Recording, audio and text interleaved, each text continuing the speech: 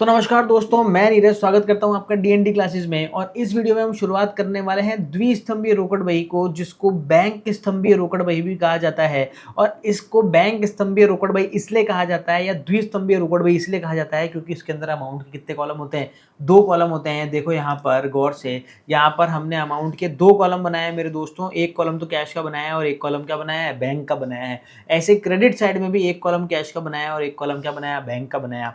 यानी इसके अंदर जो नकद है, नकद से रिलेटेड जितनी भी ट्रांजैक्शन होगी वो भी आएगी और बैंक से रिलेटेड जितनी भी ट्रांजैक्शन होगी ना मेरे दोस्तों वो भी आएगी। इसे ही कहा जाता है द्विस्तंभीय रोकड़ बही। यानी बैंक से अगर कोई लेन देन करी है वो भी हमें यहाँ लिखना है और हमने कोई नकद लेन देन करी है तो वो भी यहाँ पर लिखना है। अब इसके अंदर कुछ एक दो चीज़ें नहीं आएगी, वो अपन क्वेश्चन करते करते ही मैं आपको बताऊंगा कि क्या क्या चीज़ें इसमें नई खास देखने को मिलेगी। बाकी जो कैश बुक के अंदर जो अपना मेन सिस्टम था वो कैश बुक में भी वही सिस्टम है, इसमें भी वही सिस्टम है। सिस्टम से मेरा मतलब क्या है? ये वाली साइड कौन सी साइड है भैया? रिसीव्ड वाली साइड है। और ये वाली साइड कौन सी है भैया? पेमेंट वाली साइड है। यानी अगर भुगतान करा है तो क्रेडिट साइड लिखना है और अगर प्राप्ति हुई है तो डेबिट साइड में लिखना है। कंसेप्ट इसमें भी वही है, बस अगर बैंक से अगर ट्रांजेक्शन हुई है, बैंक से लेन देन हुई है तो बैंक के खाने में लिख देंगे और नकद लेन देन हुई है तो नकद के में लिख देंगे। बस इतनी सी बात है। चलो, एक दो चीज़ इसमें नहीं आएगी वो अपन क्वेश्चन के अंदर ही बता देंगे आपको।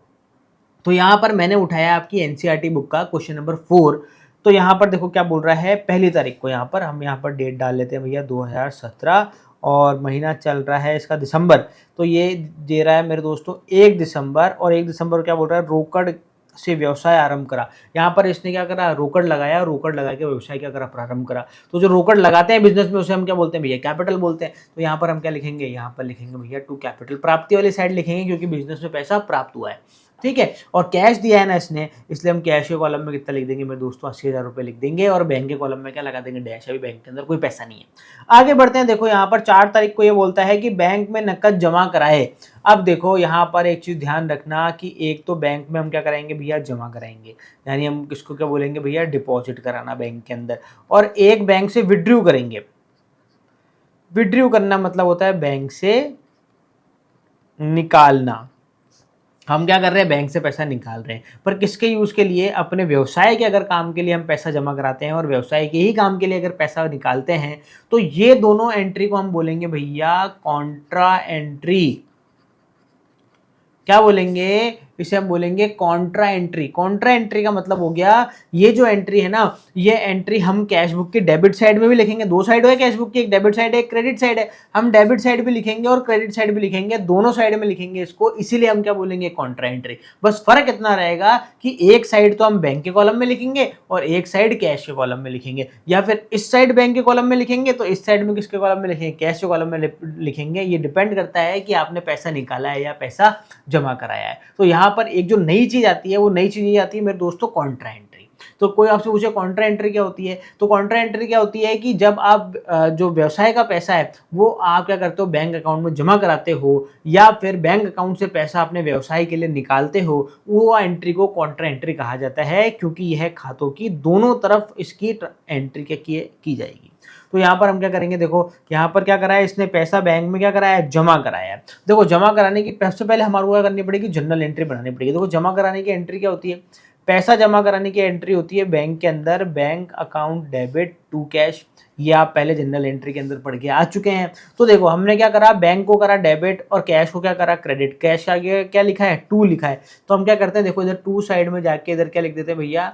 टू कैश लिख देते हैं। और जो बैंक को डेबिट करा उसको अपन क्या करते हैं? इधर लिख देते हैं बाय बैंक। ठीक है। जैसे जैसे बताता जा रहा हूं वैसे वैसे समझते जाना इसको। और ये एंट्री हुई भैया 4 दिसंबर की। और क्योंकि देखो मैंने इसी एंट्री को डेबिट साइड भी लिखा और इसी एंट्री को मैंने क्रेडिट साइड भी लिखा, दोनों तरफ लिख दिया, इसलिए हम इसको क्या बोलेंगे? Contra entry. तो इसके आगे से कॉन्ट्रा का सी बना दो। ठीक है, काम खत्म। अब देखो यहां पर इसका इंटरेस्टिंग पार्ट शुरू होता है। इंटरेस्टिंग पार्ट क्या है? जहां पर हमने लिखा है ना कैश, ये लिखा है ना हमने टू कैश, यहां पर अमाउंट हम कैश के अंदर नहीं लिखेंगे। अमाउंट का लिखेंगे भैया? बैंक के अंदर। कितना है भैया? 50,000 रुपए लिख दिया भैया, 50,000 रुपए। और यहाँ पर हमने क्या लिखा है भैया? बैंक लिखा है ना, तो यहाँ पर हम बैंक में नहीं लिखेंगे, यहाँ पर हम किसके अंदर लिखेंगे? कैश के अंदर लिखेंगे 50,000 रुपये। बस यही ध्यान रखना, जो एंट्री है वो एंट्री दोनों तरफ करना और अमाउंट लिखना एक दूसरे के खाते में। ठीक है भैया, चलो ये हो गई भैया कॉन्ट्रा एंट्री। आगे बढ़ते हैं अब 10 तारीख को। 10 तारीख को ये बोल रहा है राहुल से नकद प्राप्त किया। राहुल ने नकद दिया तो प्राप्ति वाली साइड लिखेंगे अपन, और भैया 10 तारीख की एंट्री है तो यहाँ पर 10 दिसंबर डाल देंगे और क्या लिख देंगे, टू राहुल। और नकद प्राप्त करा है ना हमने, नकद प्राप्त करा है 1000 रुपए, तो 1000 रुपए कहाँ लिख देंगे भैया, कैश के अंदर लिख देंगे, बैंक में लगा देंगे, डैश, बात खत्म। बैंक से अगर कोई लेना देना नहीं है, डैश। देखो डैश जरूर लगाना ताकि आपको पता रहे कि ये ट्रांजेक्शन में इधर बैंक पे कुछ भी नहीं हुआ है। आगे देख लो भैया 15 तारीख को नकद माल खरीदा। नकद माल खरीदा, जब माल खरीदते हैं तो भुगतान करते हैं, सीधी सी बात है। 15 तारीख की एंट्री है, यहाँ लिख देंगे भैया 15 दिसंबर, और यहाँ पर क्या लिख देंगे भैया, बाय परचेस।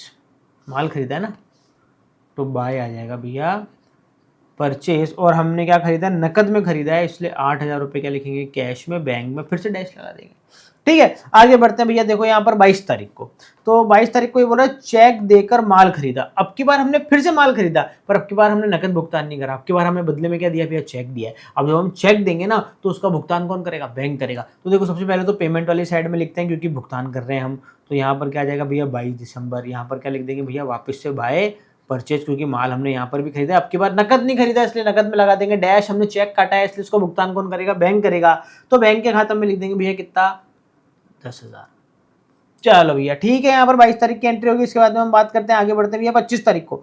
25 तारीख को बोल रहा है कि शाम को नकद भुगतान किया। अब भैया शाम को हमने भुगतान कर दिया, तो भुगतान के अंदर लिख देंगे भैया, ये हो गया भैया 25 दिसंबर, और 25 दिसंबर हम क्या कर देंगे, टू, ये तो रिसिप्ट वाली साइड में लिखने लग गया मैं जल्दबाजी में।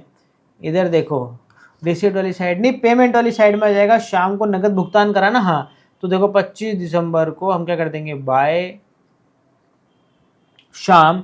और क्योंकि हमने उसको नकद भुगतान करा है इसलिए हम नकद वाले कॉलम में यानी कैश वाले कॉलम में लिख देंगे भैया 20,000 रुपए, और बैंक के कॉलम में क्या लगा देंगे भैया, डैश। ये हो गया भैया। आगे बढ़ते हैं 30 तारीख को। 30 तारीख को बोल रहा है कार्यालय उपयोग के लिए बैंक से राशि आहरित करिए। कार्यालय उपयोग के लिए बैंक से राशि आहरित करने का मतलब हो गया, हमने क्या करा, ऑफिस यूज के लिए, कार्यालय के यूज के लिए क्या करा, बैंक से पैसा निकाला।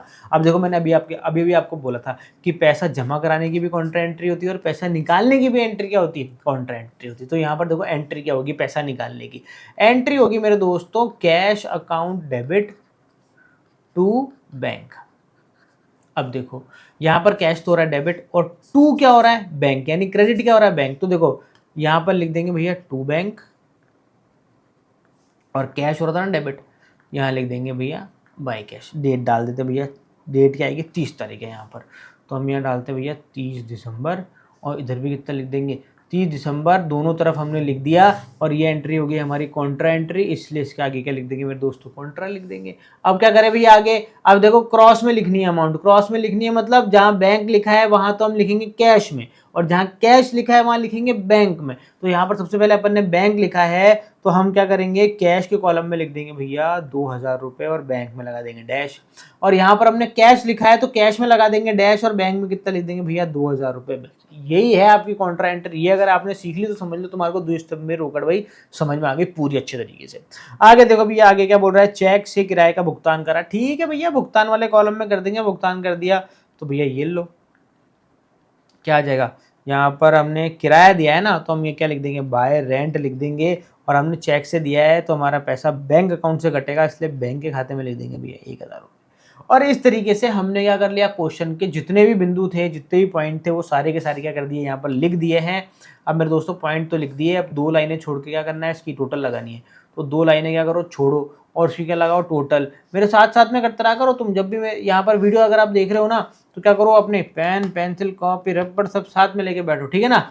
चलो सबसे पहले लगाते भैया कैश की टोटल। तो कैश में आ रहा भैया, ये आ रहा है 83,000। ये इसको क्या टोटल लगाना है, यहाँ पर साफ साफ दिख रहा है कि 83,000 यहाँ की यार टोटल आ रही है।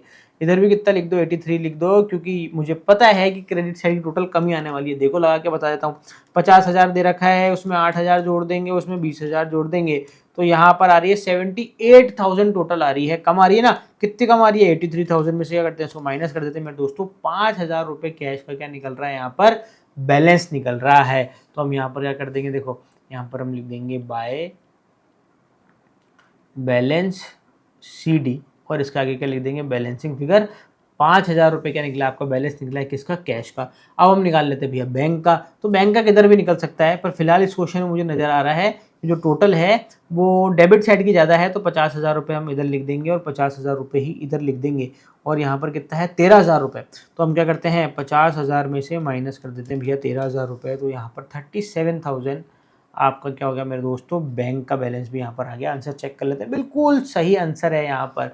और हम यहाँ पर डेट डाल लेते हैं क्या, 31 दिसंबर। और इसी तरीके से आपकी द्विस्तंभीय रोकड़ बही भी क्या हो जाती है, यहाँ पर एक तरीके से हमने खत्म कर दी है। अब वो तो जैसे जैसे अपन क्वेश्चन करते जाएंगे ना, उसमें 1 या 2 पॉइंट अब इसके नए आएंगे तो अपन कर लेंगे। तो देखो हमने यहाँ पर द्विस्तंभीय रोकड़ बही का क्वेश्चन करा। क्वेश्चन में खास बात क्या है, क्वेश्चन में खास बात ये है कि अगर बैंक से हमने पेमेंट करी है, चेक से पेमेंट करी है, तो लिखेंगे तो पेमेंट साइड में, पर कौन से खाने में लिखेंगे, बैंक के खाने में लिखेंगे।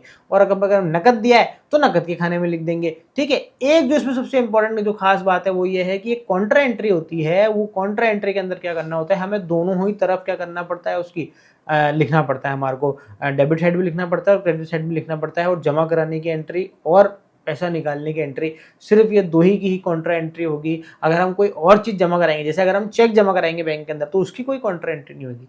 नकद जमा कराने पर ही कॉन्ट्रा एंट्री होती है और नकद निकालने पर ही कॉन्ट्रा एंट्री होती है। और निकालने पर भी ध्यान देना, ऑफिस यूज के लिए मतलब व्यवसाय के लिए अगर हमने पैसा निकाला है बैंक से, तो ही क्या करेंगे, उसकी कॉन्ट्रा एंट्री करेंगे। मान लो अगर हमने अपने निजी उपयोग के लिए अगर निकालेंगे पैसा, तो फिर उसकी भी कॉन्ट्रा एंट्री नहीं होगी। तो यहाँ पर मेरे दोस्तों आई होप कि आप सब लोगों को समझ में आ गया होगा। और अगर भैया नहीं समझ में आया तो मुझे कमेंट सेक्शन में बताना, मैं दोबारा से करूँगा उसको बताऊंगा। मिलते हैं आपसे नए वीडियो में एक नए क्वेश्चन के साथ में। जब तक के लिए क्या करें, मस्त रहें, स्वस्थ रहें, खाते पीते रहें। जय हिंद।